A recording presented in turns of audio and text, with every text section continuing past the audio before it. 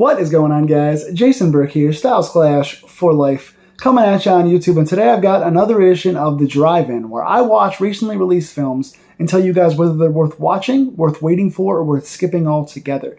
This is my second of back-to-back reviews. I just reviewed Barbarian, 2022's horror film Barbarian, and that is uploaded on my channel now, so if you guys want to go check that out, including a bunch of other 2022 horror reviews. I've been doing a lot of these this year.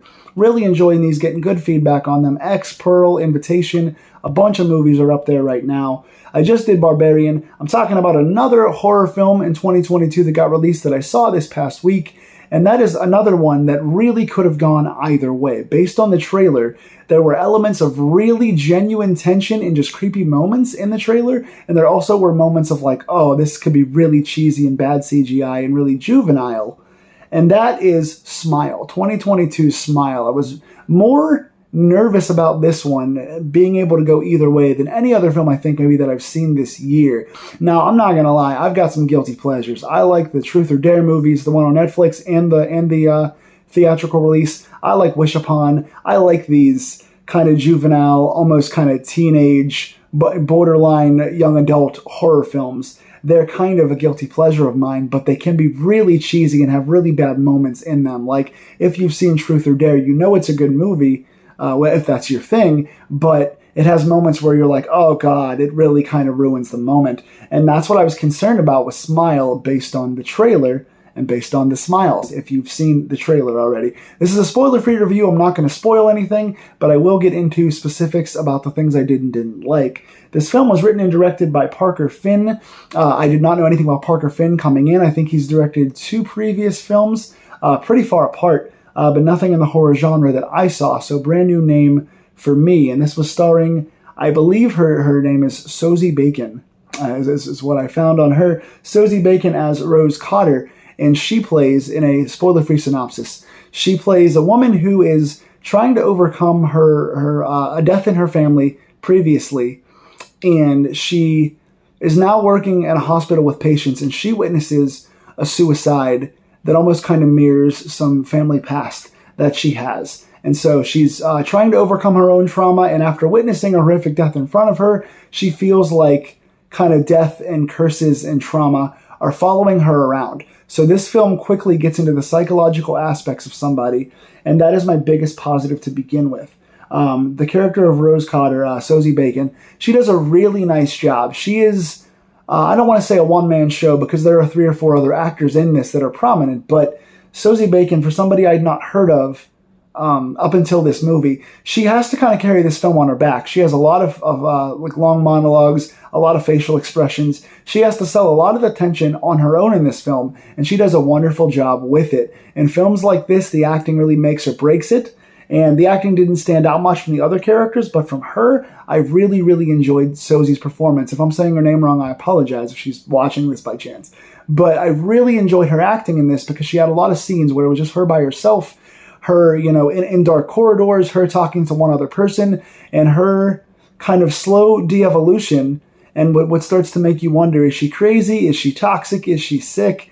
Is her past mental health involved in this? Or is she being questioned for not? It kind of makes you wonder the psychological aspects of this. And there's a lot of, I don't want to use the word like meta in this, but there's a lot of situations where you see societal statements being made. There are times, and there are movies that do this very well, like Lucky. Lucky is one of the ones that does this well, that was made last year, where the woman is being questioned and being gaslit and being told she's crazy and told she's wrong, and something is very blatantly happening to her, and every person in her life is questioning her. So she's being doubted significantly, and that makes her doubt herself, and it makes you start to wonder if that in itself is driving her into psychosis. She's already predisposed to a medical condition, and now everybody in her life is kind of turning on her and gaslighting her, and it makes you empathize with her more, and it makes you feel her performance more and feel for her, because the real trauma is not necessarily the horror that is chasing her, but the horror in her life that things are happening to her, and nobody's on her side. Her husband,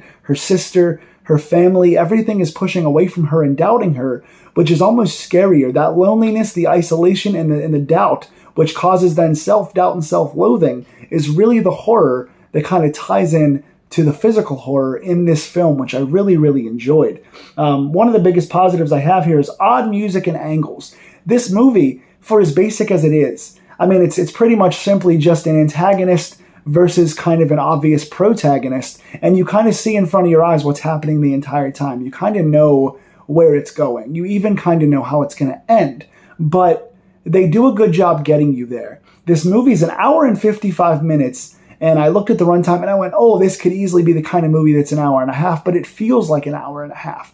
They give you time to invest in the character of Rose Cotter and to see the acting in front of you, and they take you on a journey that you know where you're going, but you're having fun getting there. You know what's at the end of the roller coaster, but you're enjoying the dips and curves. And I feel like they use odd music and angles, so they use kind of some standard, obvious kind of horror scores, the under rumblings, the piano, the synth kind of stuff, the different musical keys, but they use sour notes. They kind of go off key on purpose in some of the things. So you're listening to a song and you think it's going to be this easy melodic 80s horror thing, and it winds up being different because the notes kind of change on you, and it makes you feel a little weird. You hear the off note and you go, oh, that doesn't really fit. That doesn't sound right. And they use that as another way to make you feel tense.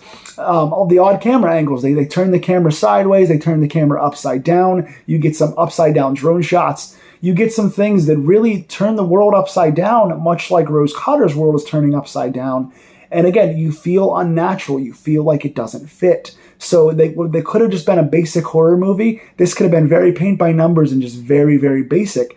But those simple things, those technical aspects they used to keep you off kilter, make you feel a little strange and uneasy the entire time. The director and I think the writer and somebody else had one of those 10-second promos at the AMC theater that I went to. And they just said, well, we're glad you're seeing this in theaters. This is the kind of movie you really want to enjoy in theaters. And I couldn't agree more. There are certain films that are exacerbated and accentuated by seeing them in theaters. Go see movies in theaters. Please keep theaters alive. It's the streaming is too much right now, but I'm not getting off on a tangent here. Me sitting in the theater, I'm a jumper. I love to go get my tickets early, sit kind of in an empty theater, enjoy the ambiance, sit in the back of the theater so I'm not kicking anybody's chair, and I love to just jump. I have almost like a nerve disorder where I know what's coming. I've watched a billion horror movies, but I jump really hard and I gasp, and I'm just really into the aspect of it. And while it hurts sometimes, I enjoy getting into a horror movie and genuinely jumping. And even though I'm a jumpy person, I have not done that very much in the theater in the last several films that I've seen, save for one or two times. This movie makes you jump and kick the back of chairs and gasp several times, because even though you know what's coming, they do a nice job subverting your expectation and getting you there in a different way. This is just a very fun film. It's a fun theater film. It's a fun film to drink and watch. It's a fun film to watch with a bunch of friends in a dark room and just scare yourselves and each other. It's an immersive, basic, but fun horror film where they take those technical elements I discussed earlier and turn them on their head and make you go, ooh, that's weird. That's different. I like that. The acting, again, like I said, is really solid. The tension, again, like I said, is really solid. All the characters have a reason to be there and make you feel more for the main character. Everything and everyone kind of builds up to making you sympathize with this main character as you wonder how her backstory is going to tie in, and it does well. They do a nice job of making this one character not just be your stereotypical, oh, they just chose a pretty girl, she's going to be your final girl, she's going to fight the big boss at the end.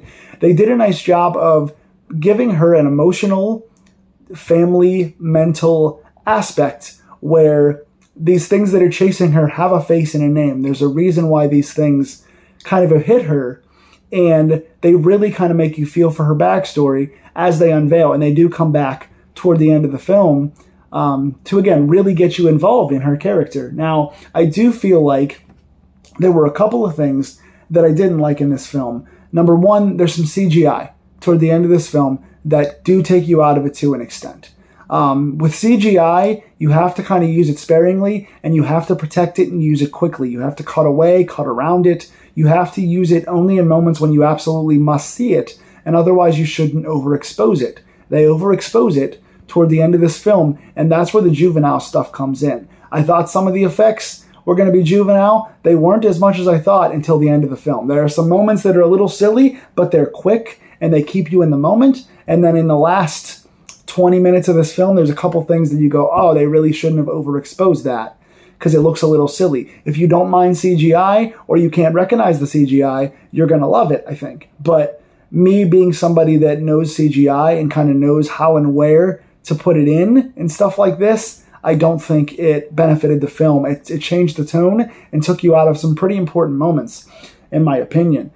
Simple explanations. They did take you on one linear path in this film as far as the storytelling aspects go. And they didn't really, not only did they not really give you an ending for the main character that would have, changed your perspective on it, because they did give you the obvious ending. And some people said it was a big twist. I didn't find it really as a twist at all, which I didn't mind. Sometimes not twisting is totally fine. Getting to the right place is fine. But the main character had a really simple ending, and you went, oh, they didn't really expound on that as much as I would have liked. And also, kind of the way they got there. The antagonist in itself. Not only is the protagonist kind of going the obvious direction, but the antagonist is never really given a reason. Sometimes things just happen because they happen. And I'm not somebody who likes that. There are times for it. There are guilty pleasures like Final Destination that I love, where everything is formulaic. This one feels a little bit too formulaic, and I would have liked another sentence or two, another simple 20 seconds on it. Another little newspaper article or something basic, 1 or 2 lines of dialogue, could have really made it a little more complex and would have taken it to the next level for me. But that being said, overall, it's just a fun, jump scare, well shot, uniquely, technically used, well acted kind of character study film that is not going to reinvent the wheel. It's not going to be super complicated. It's an easy follow, but it's a fun watch. I give this one a 7.5 out of 10. I would definitely go see it again. I would see it with friends. Again, if you get a chance to see this with friends or see this in theaters, I would recommend it, even if you don't love the film for all that it is. There are technical aspects and acting aspects and being in the theater with the surround sound and the darkness that are going to make you jump, and sometimes that is the essence of a fun horror film. That's what I think Smile is. 7.5 out of 10. Plays much faster than an hour 55. I would have liked a little bit more meat on the bone, but I like what I did get here. So if you saw Smile, what do you think? Tell me in the comments below if you saw Smile and what you think of it. Again, I just reviewed a bunch of movies from 2022. I just did Barbarian, so if you want to see that review, check that out. I did Smile. I'm also going to be doing, in probably the next 7 to 10 days, I'm going to watch and review the new Hellraiser. So if you want to see the Hellraiser review, that is going to be coming at length as well. And if you like these deep dive reviews into the psychology and the technical aspects of a film, please tell me what else you would like to see me review, and keep watching the channel so I can keep expanding and watching new movies like this. Stay scared, guys. I will see you soon.